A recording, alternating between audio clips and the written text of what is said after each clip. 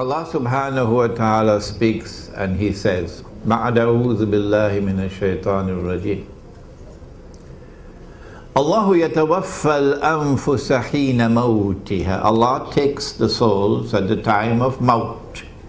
Maut is death. وَالَّتِي لَمْ تَمُتْ فِي مَنَامِهَا. And those whose souls are not taken while they are awake, Allah takes their souls when they are asleep. فَيُمْسِكُ الَّتِي قَضَى عَلَيْهَا الْمَوْتِ. When He takes your souls while you are asleep, He keeps those souls for whom maut is written. وَيُرْسِلُ الْأُخْرَى إِلَى أَجَلٍ مُسَمَّى. And the rest, He sends them back for a determined period of time.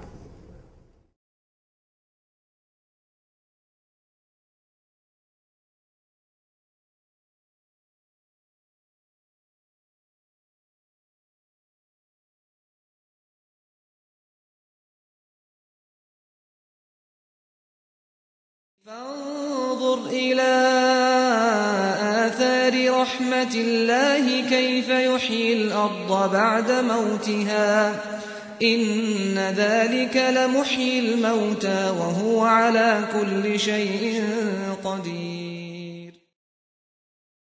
In an emergency room as doctors and nurses surround one of your loved ones, trying desperately to bring them back to life. Imagine how you'd feel when it became very apparent they were not going to be able to save them. Now something amazing happens. Someone who appears to be dead comes back to life. A Colonial Heights family lived that very experience. No one, not the family, doctors, nor the nurses, can explain how it happened.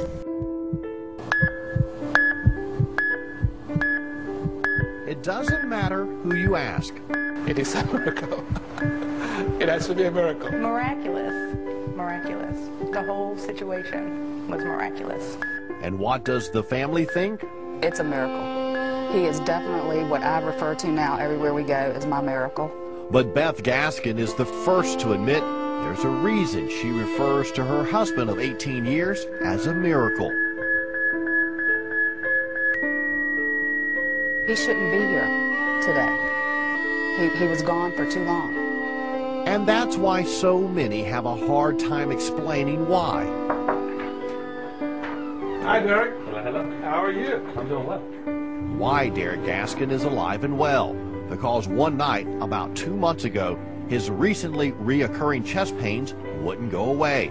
Beth calls 911 for Colonial Heights EMS. She tells me they were out front, and I walked right out to them.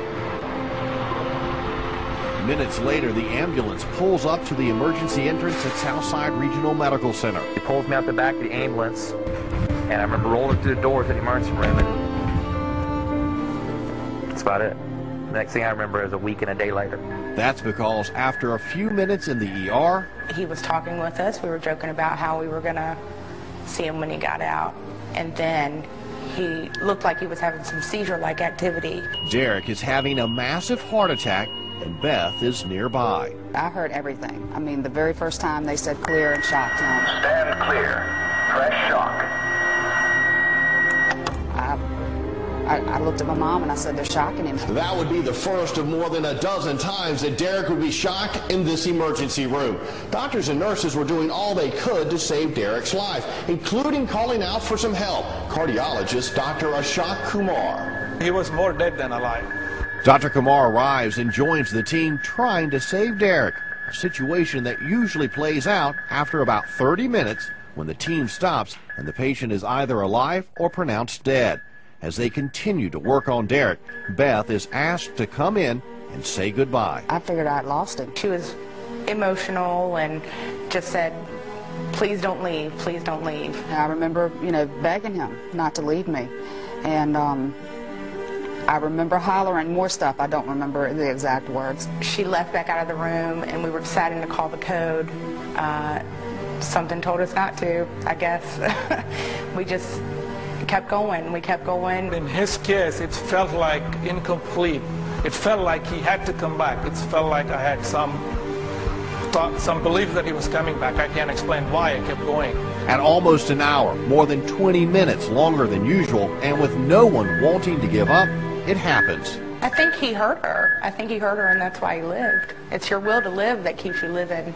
A faint pulse, a slight heartbeat, and a very quick decision to move Derek upstairs for an emergency catheterization and angiography. My thought was I would rather have him die after I did everything I could than before I had a chance to do what I could to save him. I knew it was a hopeless case, but I just didn't want to give up without trying. The team reassembles here, and they quickly see the cause of Derek's problem. What you're seeing here is the dye goes down in the what we call the first half of the vessel, and it's completely blocked 100%. You don't see any blood flow beyond this point. 3 more times, Derek gets shot, but somehow, for some reason, he's alive. I talked to the family, and I explained the fact that he was dead 3 hours ago is no longer the case, but how far away from life he is something we will know in time. 5 days later, Derek comes out of a coma. To me, I don't think I had a heart attack. I don't feel like I had a heart attack. And as for being dead, I really don't ponder it. I mean, I don't know what happened to me. Everybody else knows what happened to me. I don't. Derek and everyone involved may never know why or how he managed to survive. So I'm here for some reason. I don't know really what that reason is yet, but I'm here for some reason. I mean, maybe it is to be here for her and my kids. I mean, I'm assuming that's what it is, to stay here with them. That's the type of thing that gives me meaning to my work, and that's the first time I've witnessed something like that. He's probably the sickest, youngest patient with the biggest heart attack, with the worst situation I have ever seen. Make it well. Not just make it alive, like I said, but make it well.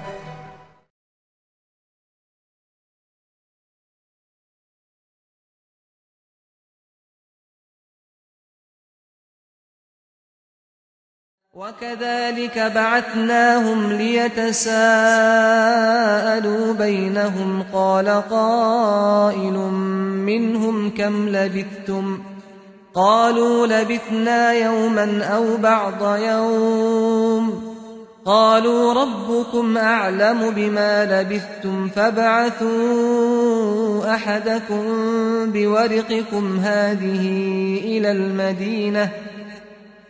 المدينة فلينظر أيها أزكى طعاما فليأتكم برزق منه وليتلطف ولا يشعرن بكم أحدا.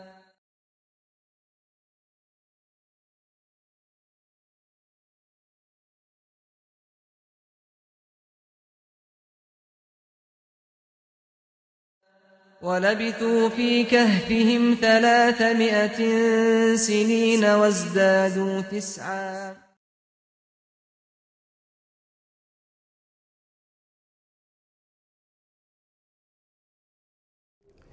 Allah can take your soul.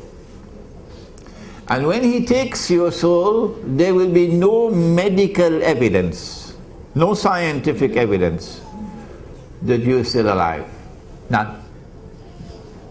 So they will think that you are dead. You died in your sleep, for example. And they will give your body the ghusl.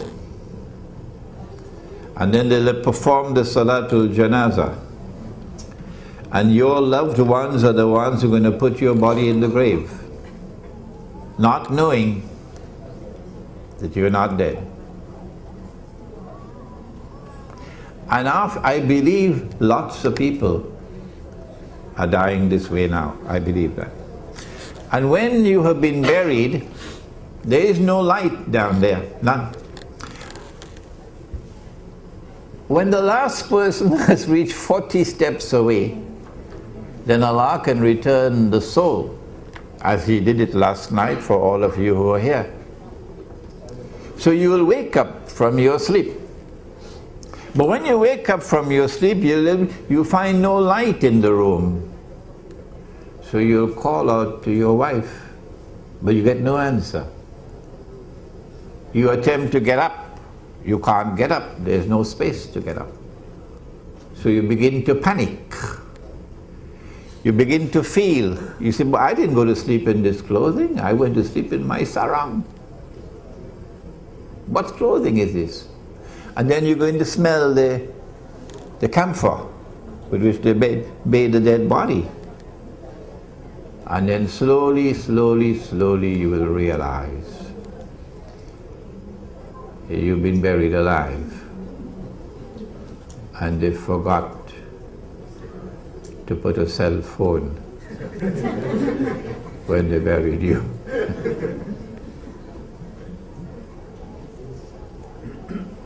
And then you're going to cry out, and cry out, and cry out. But there's no one to hear you. And you will urinate upon yourself, and you will defecate in yourself. And the insects are going to crawl over you, and you can't do anything about it. You can't call for your banker, you can't call for your chauffeur, you can't call for your Indonesian maid. She's always an Indonesian, incidentally. You can't call for any help. And Allah is now going to punish you with a punishment you richly deserve, because you had a less than a passing acquaintance with the Quran. You had eyes you could not see, you had ears you could not hear, you had hearts you could not understand. It doesn't matter whether you are Christian or Jew or Hindu or Buddhist or Confucian or anything.